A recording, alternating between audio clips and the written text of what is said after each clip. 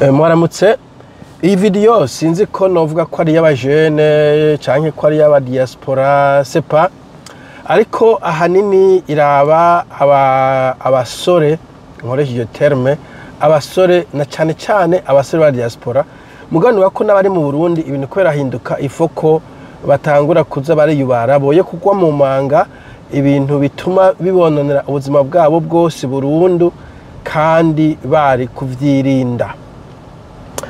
Utubikuye kuki maze iminsi numva ama case kera cyane ahubwo hariho umusore numvise wo mu Burundi muri Amerika yigeze kuba agendana canke yakundanye canke je no sepa n'umukobwa muri Amerika bajya bo muri bitango nibo muri hood muhajya mu makartier abirabure hanyuma agize uku asanga uwo mukobwa ngo yarafise boyfriend canke umugabo je no sepa asohotse uwo mugabo yari muri prison cyo gihe umukobwa bafata no muhungu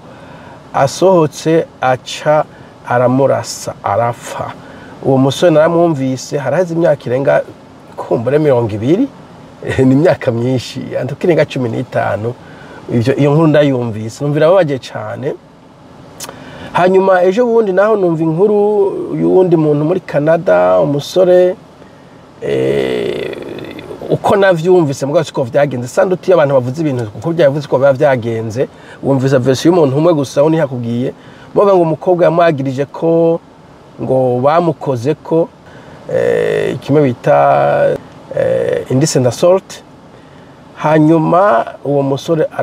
arabizira mugava ngo navyo yakoze ngo bari baborewe baca barabimubeshera ibintu nk'ivyo bo ivy'inzoga nzobiga koko uwundi munsi ariko bunashaka kuvuga ko kintu kijanye n'abadame n'abagore n'abakobwa ku bantu bakiva hari iwacu cyane hari ikintu batamenya ino hari ikintu bita feminism no muri Afrika ndazi ko kirashikaho feminism muri theory ni ikintu cize vuga ati abagore bafise agateka kabo vyumvikana nawe ufise umukobwa mfise abana ukene ko bafite agateka kabo ivyo ni vyiza ariko ucu usanga imico yino n'imico hari wacu bitandukanye ku buryo ibintu vyinshi wobwira umukobwa hari wacu ino ubimubwiye ashobora kuca kwagiriza ko wamurenganije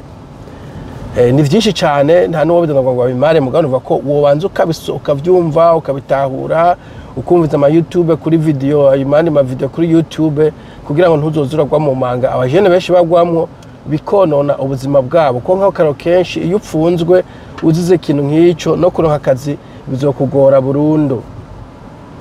Mbo ibindi nyene bijanye n'agatekazi na muntu bisanzwe iwacu tutamenya wowe kumva ko kumbure sepa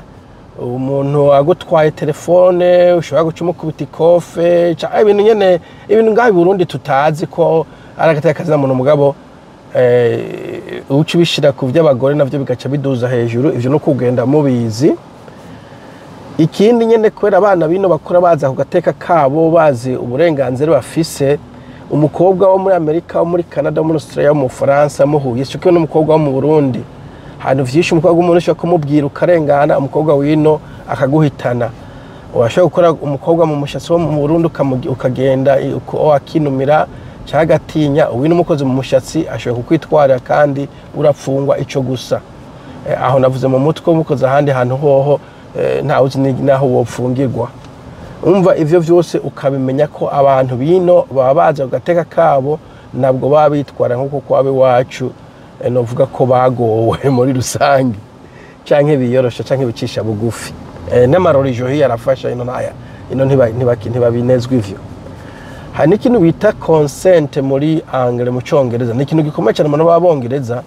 n'umuganga docteur imbere yuko agukorako mbere wa mugore wa mugabo nawe ya mugore ya mugabo arakubaza ko uremeye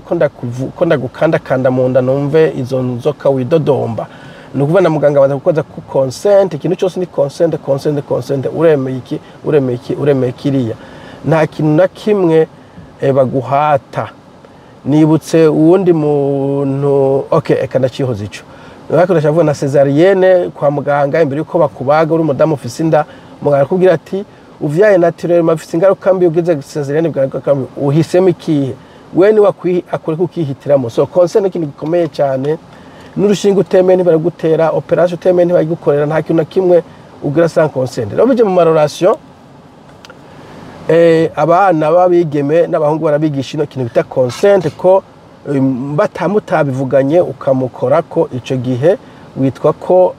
ari viole urabihanirwa donc ico kintu kakimenya kabisa ico bita consent hari nico bita ngo no means no nukuvuga avuza toya avuza toya ari navyo abahungu zo bavuga ngo urabona ngo umukobwa bavuga ngo reka sha okay yavuze oya donc iyo shitse mu bucamanza ivyo uko we wiyumvira vyama emotion n'ibiki keshi usanga batiraba nubwo umukobwa keshi nakene kintu kandi bavuga ngo believe all women donc umuntu yitwaye ko mutegeza uwo mukobwa yitwaye niwe bemera gusumvya we vyo wisigura urumva hagiye batagwa na chance yo kwisigura hari nabeshi usanga mbere banabeshewe mugabo bagahanwa canke naho badahanwa ugasanga aho kazi baberukanye canke ibindi bintu nk'ivyo donc wiyubare kabisa sinzi ico terme no koresha mugabo no kuba very very careful